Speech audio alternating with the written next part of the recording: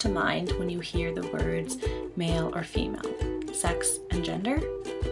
Often, men and women are thought of as opposites, completely different from one another. Like the old saying, boys are from Jupiter, girls are from Venus. Completely different planets. But are men and women completely different? To answer this question, let's examine the differences between sex and gender to get a better understanding. When we talk about sex, we are referring to one's supposed biological sex.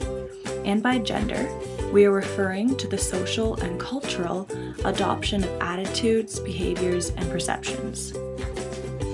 Often, gender and sex can conflict with one another. For example, transsexual. Someone who possesses the biological characteristics of one sex and portrays the gender characteristics of the opposite. Therefore, gender is not a natural thing. Meanings are assigned and roles are proposed. This indicates that there is no meaning that is inherent to biological males or females. So what's the point? Why do we care about the differences between sex and gender or masculinity and femininity? Though you may not know it, gender affects our lives every day. The differences between males and females have a profound meaning within society. These differences exist at work, at home, in media, politics, religion, and also our sexual and emotional lives. Perhaps the most important thing one must understand is that gender is not only socially constructed, but systematically structured in an unequal way. Society values and treats the two sexes differently, creating a gender system. A gender system refers to the systems of gender roles in society. A gender role is everything a person says and does to indicate to others or to themselves the degree that one is either male or female.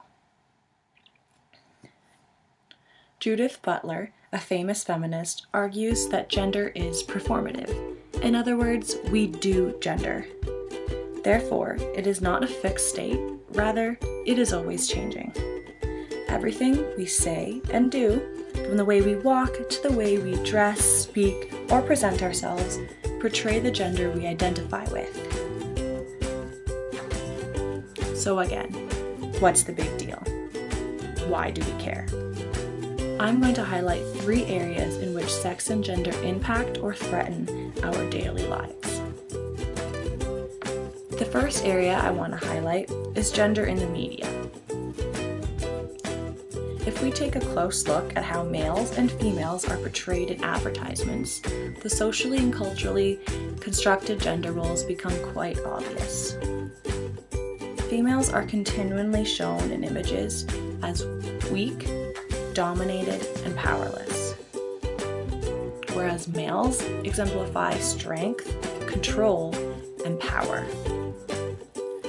Women are photographed in soft and submissive positions.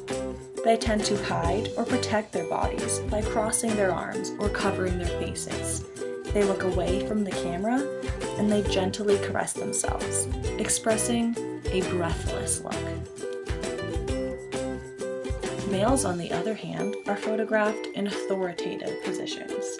They portray action, assertiveness, and are placed in settings in which they are taking control of their lives. Sadly, because they have the power to do so. Media has the power to define meaning. The media is able to define what attributes embody masculinity and femininity, and because these images are produced on such a large scale, we begin to ignore the gender roles and accept them as natural. We start to create ideologies. Ideology is concerned with how ideas and power intersect.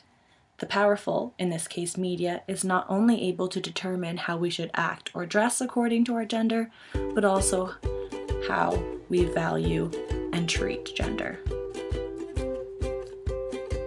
If we take a look at the culture industry, we can get a better understanding. The culture industry is concerned with how industrialization of culture serves to reproduce the dominant social order. Our culture accepts these gender roles as natural, and they are reproduced each time a new advertisement displays or conforms to them. The dominant social order becomes strong, powerful males and weak, defenseless females.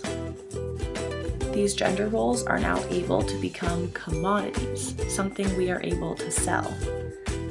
So now advertisers are able to sell gender roles as products, which ultimately serves corporate interest.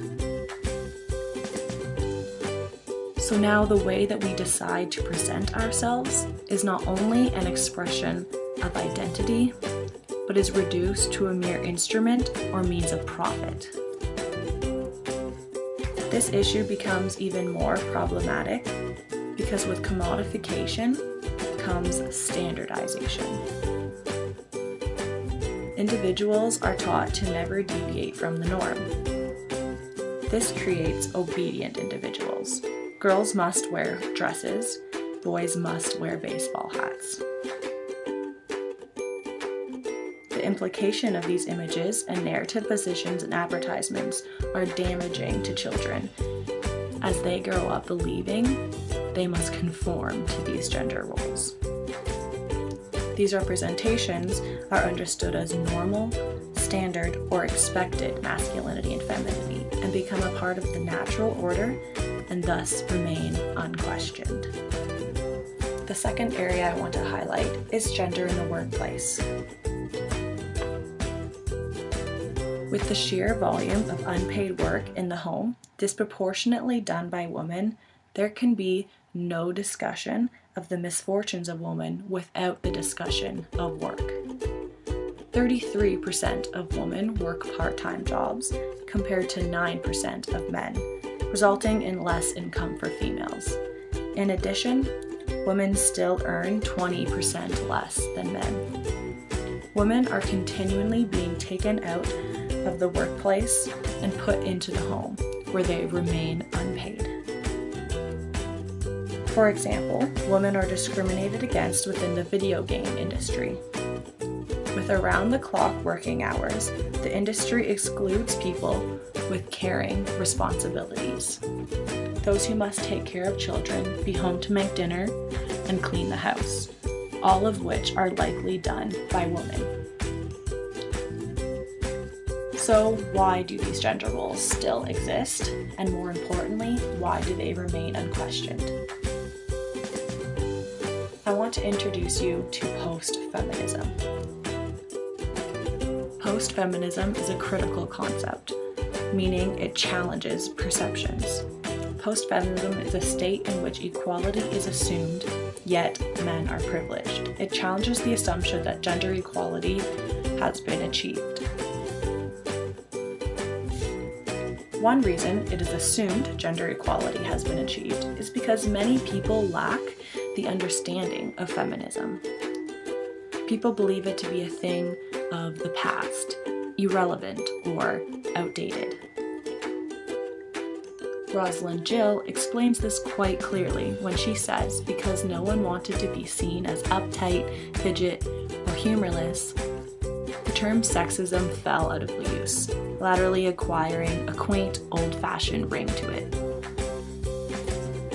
Often, feminism is considered and rejected at the same time. For example, even if a woman gets promoted to CEO, she still may be getting paid less than a counterpart male CEO. This demonstrates that women are offered specific kinds of freedom and preference in exchange for real feminism. Woman must give up a little to retain a lot. If she wants to have a successful career, she must give up the opportunity to have a family. We assume women are empowered, but fail to recognize the other freedoms they must give up. Referring back to commodification, not only have gender roles become commodified, but so has feminism. Advertisers have sought to capture the appropriate cultural energy of feminism and sell it as another product. So once again, advertisers and the media have the ability to take this political concept and reduce it to a means of profit. except, in this case, it is emptied of all its political content. For example, when a clothing store with absolutely no association to feminism designs a shirt reading, "I am a feminist," or "Girl Power," feminism is reduced to a product. We have seen this commodification of feminism in fashion shows as well. The Chanel Spring 2015 fashion show staged a feminist protest. Models marched down the runway holding signs reading, "He is she," "Make fashion, not war," "Ladies first," and "I'm every woman." These models, and perhaps even the designers, have no real association with feminism and instead use the social energy around it to promote discussion around the clothing line. This allows us to see that although we believe gender equality has been achieved, the truth has been blurred and inequality still remains. At the start, I asked what comes to mind when you hear the words male and female. The key feature of these words is that they are different from one another. I quote Stuart Hall when saying, "Difference matters because it is essential to making meaning." Because males and females are different, we are able to create meaning for each. The problem is that these meanings associated with sex are valued differently, and females are continually placed at the bottom. And when we value the two sexes as completely opposite, we fail to see the similarities they share. A male might have both masculine and feminine qualities, or vice versa, but because we place males and females on completely different planets, it becomes impossible to recognize that we may not be as different from one another as we think. If we return to those who identify as transsexual, then we can start to see that our ideologies are not fixed and can change. With power comes resistance. And with resistance, we begin to create new ideologies. So if I pose the question now, what comes to mind when you hear the words male or female, or sex and gender, what would you say? Thank you for listening.